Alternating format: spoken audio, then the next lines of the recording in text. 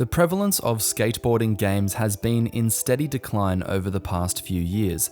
The untimely demise of EA Skate series and the multiple disasters that plagued the Tony Hawk's Pro Skater franchise has left the gaming landscape wide open for a new skateboarding game to lead the way. Session is the debut title from recently established indie studio Creature Studios. Set to release into early access in May 2018, Session promises to be a hardcore, simulation-heavy skateboarding experience with a dual analog control scheme not too dissimilar to EA's Skate. In December 2017, Session celebrated a successful Kickstarter campaign, raising over $160,000 from almost 3,500 backers. Marc-Andre and Vincent De Silva are the co-founders of Creature Studios. They originally met whilst working at Warner Bros. Montreal, lending their talents most notably to Batman: Arkham Origins. Marc-Andre is Creature Studios' artist and animator, while Vincent handles the programming. Recently, I got a chance to talk with the team at Creature Studios about the success of their recent Kickstarter, what the future holds for Session, as well as comparisons made between Session and the elusive Skate 4. Also, just a heads up, Marc-Andre and Vincent both have fairly thick French accents and the audio quality isn't fantastic, so I've taken the liberty of creating subtitles, which you can turn on here. What's your reaction to your Kickstarter? You guys were thankful enough to raise $160,000. What was your feeling coming out of the whole process? Super happy. We're really tired at the end, but yeah, I was super happy. I think the reception was really good. People clearly showed that there's a need for a new skate game. So yeah, it's always good to see like such an amount of positive feedback. So yeah, super cool. It was pretty much what we expected, but at the same time, a little bit more. You never really know how things are going to go. I think just over 3,000 people contributed to the Kickstarter. If you had to send a message to the backers, what would you say? Massive thanks. I think it's really cool. We know the project's been in some weird position at the beginning. It was a really tough start, but yeah, we're really happy to see like people like stood by and keep believing in us and showed really explicitly that they're really down for this concept. So yeah, big thanks. And so, how's the money from the Kickstarter going to impact the project on a short term, but also in the long term? As we were saying during the Kickstarter video, making games is something really expensive. So we wanted to make sure that we could bring a really solid early access version. So that was mostly why we wanted to go to Kickstarter. We already had some funds, so that allowed us to make the prototype and make something decent. But we also felt that the Kickstarter would help a lot to make a really solid early access version. So short term, I think it's going to help us make Session look way better than we could have for the first early access version. We hope it's going to have a long-term impact because it's going to start better than what we expected. You guys are lucky enough to already have, without even releasing into early access, a pretty dedicated online community. There's quite a lot of people playing Session and that are pretty active and vocal online. What's it like to have that trust and reassurance from players so early in the development process? It's actually, it's pretty cool. We weren't expecting that much. It's kind of neat to see, sometimes I'm on YouTube and, in the history, since I've looking at skateboard stuff, there'll be like a Session video that pops up and it's like, wow, that's pretty impressive, something that's not even a full game yet. And there's already so many videos popping up. So it's cool. It's a nice feeling. It's really cool. It's really motivating, but it's also stressful at the same time. Right now we're only two. Expectations are high, and for those who's been following the project, this prototype that we just made, this is something we've built in less than 8 months. I think it's going to be a really fun challenge. It's really cool that people are that excited, but it's kind of scary at the same time. Though it was almost as if the Kickstarter came a bit later than a lot of people had expected. Why was right now the right time for the Kickstarter? What made it the optimal time to start it? There's no particular optimal time. I would say it's really difficult. The Kickstarter, I think it went really well considering the time it shows up in November. end of November. It was getting really close to Christmas time. It could have been a bit of timing, but for us, it was so important that we come up with something playable, something that people can just like take time to download the demo and see if it's a good fit for them to believe in this game, to follow us, to back us. Lots of people were expecting Skate 4 or a copycat of Skate. We love Skate. We said it many times. It's a huge inspiration for us, but we're working into building something different because we felt there was some kind of untouched ground.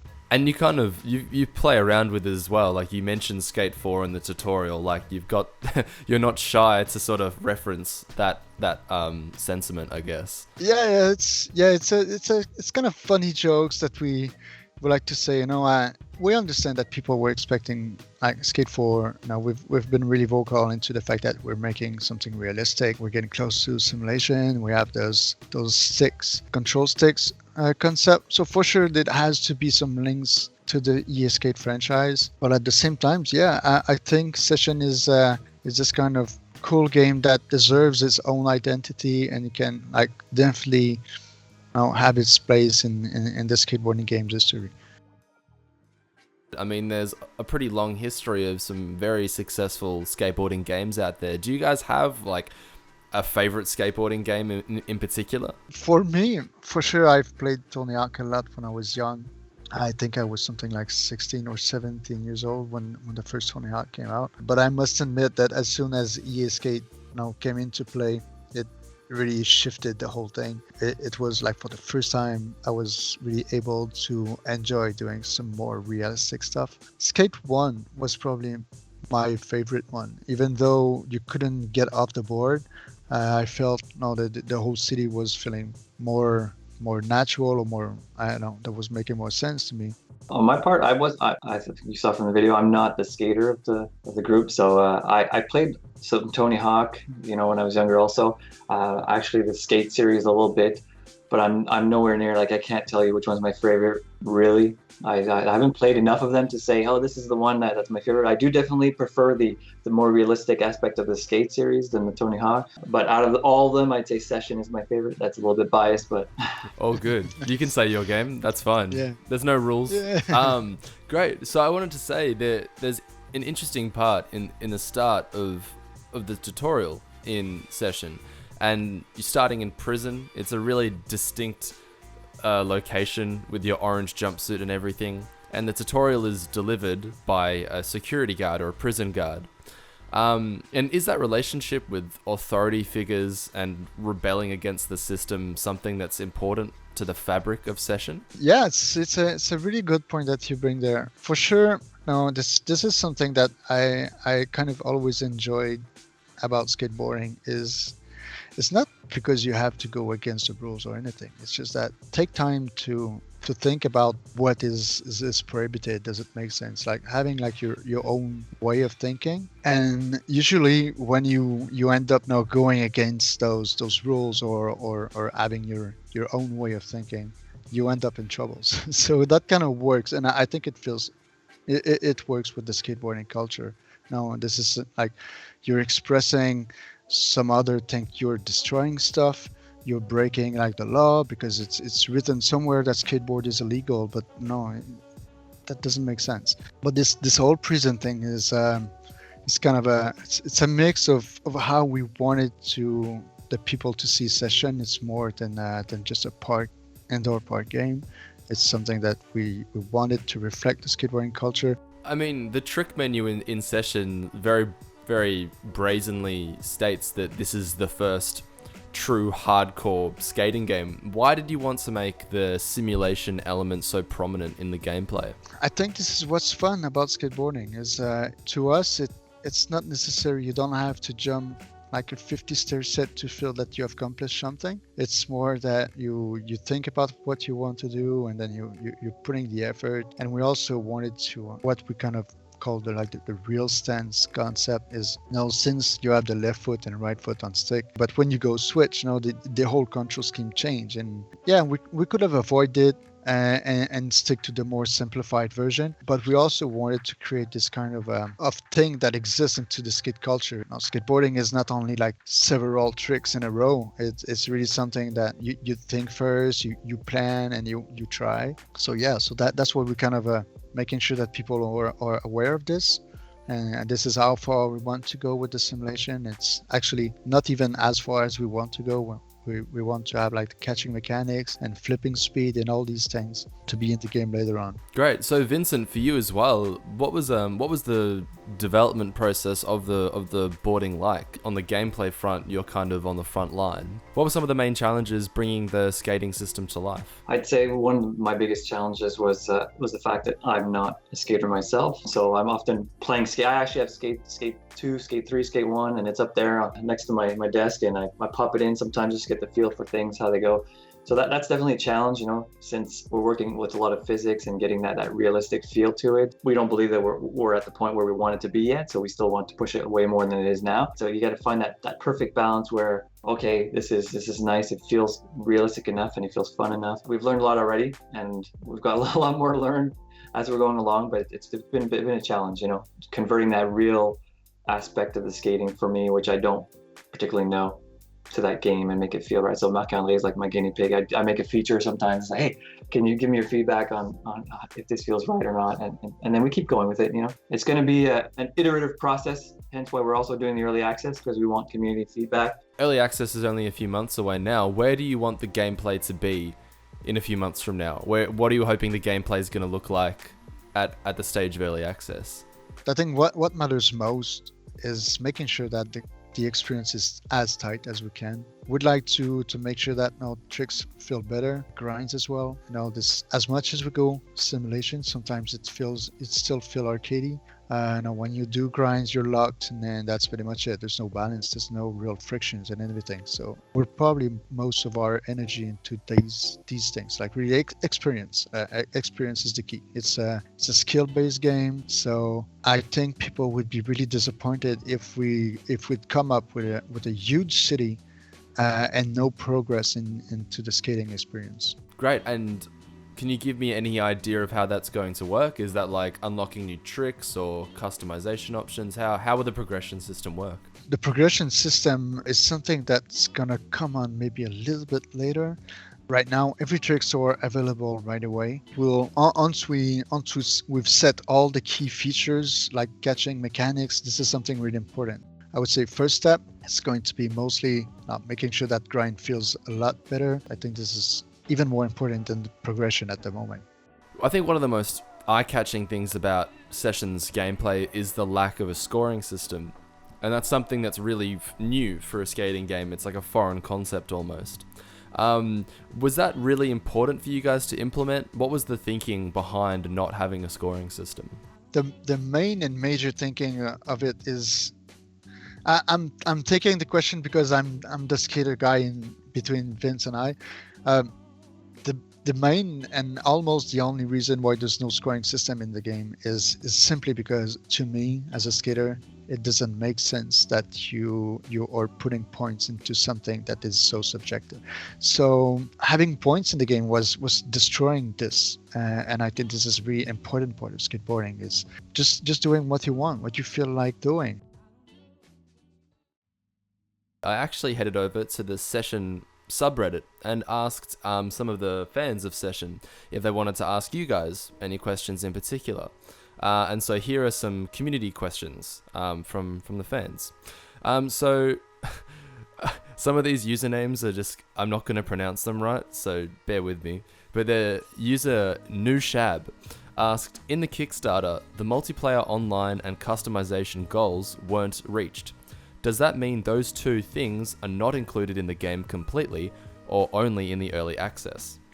Actually, no, all those stretch goals that we didn't reach is actually just not secured. So depending on how well the game will sell, we'll be able to end up making those features. The only big issues is it's going to take a lot more time than expected, depending on how well the project goes, pretty much. Great. And user Don Wee essentially asks, What's the difference between developing in an open indie environment where the consumer's feedback has a big amount of impact in the game versus working for a big company with big publishers and deadlines and not too much creative decisions?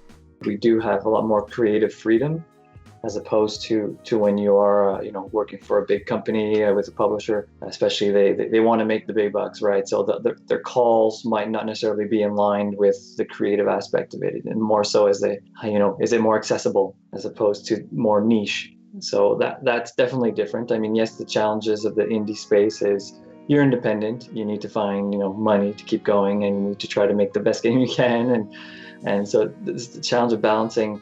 The biggest difference, and it might be like our biggest problem or challenge, I would say, is since we have entire creative control, things can grow really easily, and we always have to make sure that we keep kind of cold head regarding what we want to do with the game. We gather lots of feedback. Sometimes there's some really cool ideas that come up, but in reality, making a game with such a limited budget, there's a lot of things that we'd love to do that we cannot do, and that we have to say, well, no, sorry, I can't. Don't get me wrong, we went there, we learned a lot and what to do, what not to do. So it was worth it in the end. You get to gain some experience, but I prefer tenfold the indie space. Yeah, symphony. Yeah, by far. Yeah. Yeah. _Verners asks, modding was listed as a really high tier stretch goal, but people are already making mods. Will they actively restrict mods or just not release official tools? Okay, yeah, this is a good one. I think there's a lot of things going on around mods. I think I can speak for both of us. We love the fact that people want to mod the game, and be involved into creating content and really cool stuff. Where we just get kind of, I wouldn't say concerned. It's a really thin line because it's so early in the game. So many things are going to change. That modding at the moment it feels really, really early. Now, well, right now, reality is we're just the two of us, and we don't have tools. We're using Unreals, and we cannot invest too much money and time into making tools for the money because we need to make the game. And right now there's not really any game. It's just like a prototype, a cool control, bunch of animations, and a broken maps. So that's pretty much it. And broken maps, great. And another one, I thought this one was actually really important because I feel like the community should know about this. This is from Lurker Lou. And the question is, are you still holding true to your statement about allowing people who missed the Kickstarter to back the project via PayPal, granting them access to the Indoor Park V2 and other prototype content? There are many of us out there who simply didn't realize we missed the end date and we would like to contribute. So obviously some fans out there are still hoping to fund the game, and are you guys helping support that? Yeah, this is something that is on our list right now that we want to look at. We just want to make sure because, for example, like someone is sending a message, hey, would like to back the game. Will we have access to PayPal and everything? And I say, yeah, sure. And then the second question is, but will I just have the indoor park? Will I be able to take some bigger pledges and T-shirts and everything? So this is something that we care about, making sure that people are happy with the interaction they have with us. It's definitely not, we're not close with this PayPal idea, that's for sure. We just need to make sure that it's efficient, it does not become counterproductive. The long answer short, we're looking into it. yeah, pretty much. I'm the long answer guy. Yeah, no, great. I mean, I guess like your Kickstarter, you want to make sure that it's the right time and that it's done right, it seems. Last question, and I like it. It's short and sweet. Sam Jones 782 asked, "Is it coming to PS4?" Is it coming to PS4? There's no early access for PS4, unfortunately. So is it coming to PS4? I'm gonna have to answer, and this is kind of the same answer we get to everyone, is we're definitely not close to other platforms. So as soon as V1 will be out, the first thing we'll do is look at porting the game into other platforms. Hey guys, thank you so much for watching this video. Subscribe to the channel if you're enjoying my content, and please don't hesitate to leave a comment below. I try and respond to as many as I can, and I always enjoy hearing your thoughts. You can follow me on Twitter @TheGameBrain. I always upload little segments that don't make it into my final videos, so stay tuned there if you want to see more behind the scenes content. A huge thanks to the session community for providing questions and footage for this video. You can find links to their channels in the description below. I'll see you next time.